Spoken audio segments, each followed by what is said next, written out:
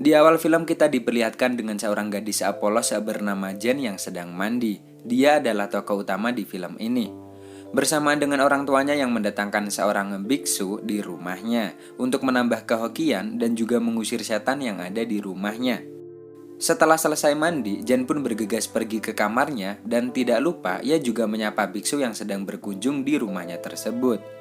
Namun, biksu ini malah menikmati dua gunung yang tak sengaja terlihat di antara balutan handuk berwarna putih itu, dengan sebuah alibi bahwa manusia semua dilahirkan dengan telanjang.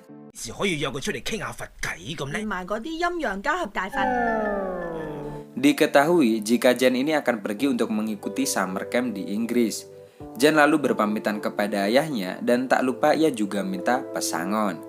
Ayahnya lalu berpesan agar tidak memberitahukan kepada ibunya agar tidak disangka memanjakan anak.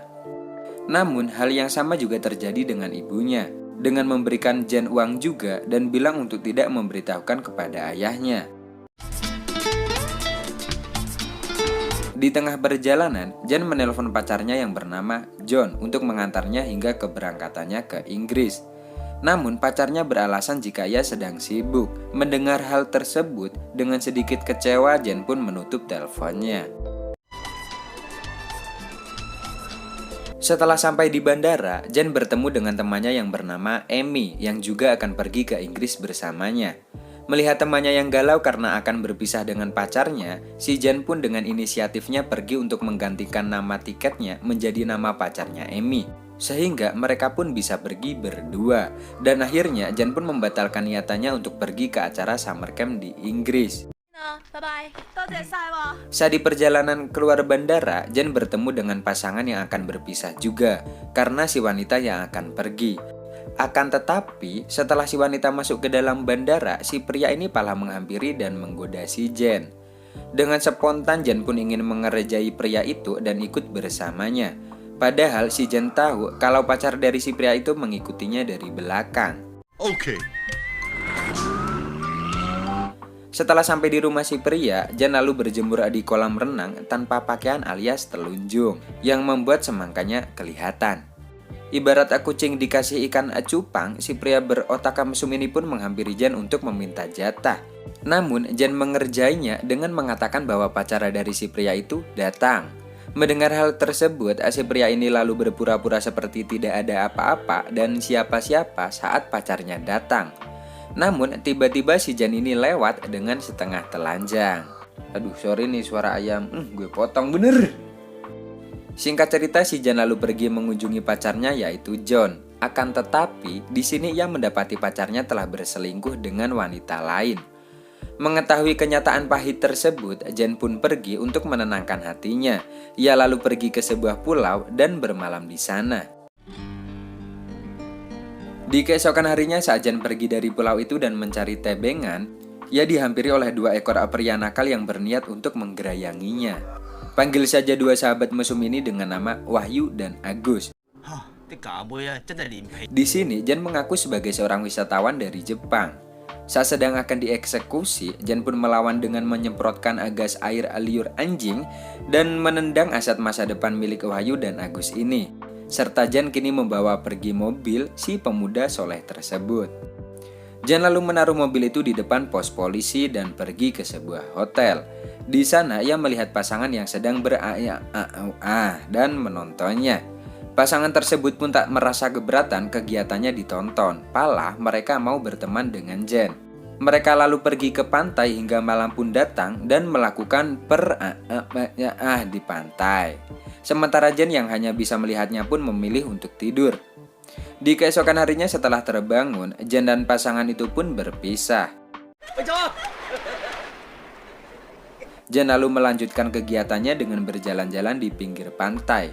Di sini ia bertemu dengan seorang pemuda konyol dengan topi unik berhias minuman soda di kepalanya. Saat pria konyol itu pergi berenang, si Jen meminjam topi itu tanpa izin. Melihat hal tersebut, si pria itu pun datang menghampiri Jen. Singkat cerita mereka pun saling berkenalan dan diketahui si pria ini bernama Dayat. Dirasa mereka berdua ada chemistry dan juga nyambung, akhirnya Dayat pun mengajak Jen untuk pulang ke rumahnya. Dari sini mereka berdua pun semakin dekat, ditambah lagi dengan si Jen yang tidur di sana dan juga makan malam bersama. Di tengah kebersamaan mereka itu, Jan lalu memberikan sebuah tantangan kepada Dayat untuk menghabiskan sepiring cabai. Dayat yang memang tidak begitu menyukai rasa pedas pun berakibat fatal, karena tiba-tiba si Dayat ini menjadi meler. Setelah selesai makan, si Jan pun pergi untuk mandi. Kemudian mereka berdua melanjutkan kebersamaan mereka dengan bermain Truth or Dare. Di sini mereka pun menjadi tambah dekat lagi, dan pada akhirnya mereka berdua pun menutup malam itu dengan Di keesokan harinya mereka pun menunjukkan kemesraan mereka berdua dengan cara melukis, bermain, dan pergi ke pasar bersama. Di pasar mereka berdua membeli ikan, bunga, dan juga buah-buahan. Namun saat Jan mengunjungi sebuah toko aksesoris, ia digoda oleh pria bangkai si pemilik toko tersebut. Kita panggil saja si pria itu dengan nama Pajar. Di sini Pajar pun memberikan kacamata dan juga baju gratis. Tak lupa Pajar juga mengajak Jan untuk pergi karaoke bersama. Si Dayat yang mengetahui hal tersebut pun menjadi merasa kesal. Lalu ia bertanya kepada Jan apakah Jan akan pergi menemui Pajar dan berkaraoke bersamanya. Namun di sini si Jan ini malah menjelaskan kalau ia akan pergi. Dan benar saja si Jan pun pergi dan menemui si Pajar. Di sisi lain Dayat yang merasa cemburu pun ingin mengajak si Jan pulang. Akan tetapi Pajar langsung gercep dan mengajak Jan pergi. Di tempat itu juga terlihat ada Wahyu dan Agus yang masih dendam dengan Jan. Mereka pun lalu menghampiri Dayat saat Dayat sedang ada di toilet. Di sini, Wahyu dan Agus pun menghasut Dayat jika Jan itu merupakan perempuan yang nakal. Wahyu dan Agus juga menambahkan jika mereka pernah menyewa Jan untuk 1 malam dan membayarnya sebesar $300. Saat Dayat keluar dari kamar mandi, ia melihat Jan yang sedang dipeluk oleh Pajar. Dayat yang tak tahan melihat hal tersebut langsung bergegas pulang dan membuang barang-barangnya Jan yang ada di rumahnya. Jan yang juga kesal dengan kelakuan Dayat ini pun kembali ke tempat karaoke untuk menemui si Pajar. Di sini Pajar pun berhasil merayu Jan lalu mengajaknya berdansa dan berlanjut untuk Namun Jan belum sempat dikotori. Karena belum juga permainan dimulai, si Pajar ini sudah langsung selesai dengan urusannya. Di keesokan harinya Jan pun lalu kembali ke rumah Dayat dan melihat Dayat yang sedang stres dan mabuk-mabukan. Lalu Dayat menanyai Jan tentang apa yang telah Jan lakukan tadi malam bersama Pajar. Lalu Jan pun menjawabnya dengan jujur. Mendengar hal tersebut Dayat pun menjadi marah. Namun tiba-tiba Jan menyatakan perasaannya kepada Dayat. Akan tetapi mendengar ungkapan dari Jan itu, Dayat malah menganggap Jan adalah seorang wanita murahan seperti perkataan Wahyu dan Agus. Jan pun merasa terhina dengan ucapan Dayat tersebut dan ia memilih untuk pergi dan meninggalkan Dayat. Kemudian Jan memutuskan untuk tinggal sementara waktu di sebuah hotel bintang 5. Di sini Jan lalu menggoda seorang sugar daddy dengan mengatakan kalau ia bersedia menemani sugar daddy ini tidur. Namun saat akan menuju kamar, si Jan ini tiba-tiba meminta tolong seperti akan diperkaos. Singkat cerita, saat Jan sedang akan meninggalkan hotel, si Jan dijegat oleh si sugar daddy tadi dan dia dipaksa untuk masuk ke kamarnya. Jan pun sebenarnya tidak berdaya. Namun dengan kesempatannya, Jan lalu mengajaknya berdansa dan di kesempatan itu ia memanggil room service. Kemudian Jan pun kabur dan menyuruh seorang tante girang untuk menemani sugar daddy tersebut. Di tengah perjalanan akan pulang, si Jan kembali bertemu dengan temannya yang ia temui saat di hotel. Ia melihat temannya itu tanpa pasangan alias dewek. Lalu pria ini pun bercerita jika pacarnya sudah berpaling ke seorang pengusaha kaya. Kemudian pria ini juga menasehati Jan untuk mengejar cintanya agar tidak menyesal. Setelah mendengar kata-kata motivasi dari temannya itu, si Jan lalu memutuskan untuk pergi menemui si Dayat. Sesampainya di sana, ia disambut oleh seorang pemuda sedikit kurus yaitu adiknya Dayat. Jan bertanya di mana Dayat, namun si pria kurus ini bilang jika Dayat sedang sibuk di kamarnya. Dan saat Jan menuju ke kamarnya Dayat, ternyata Dayat sedang dengan pacar barunya.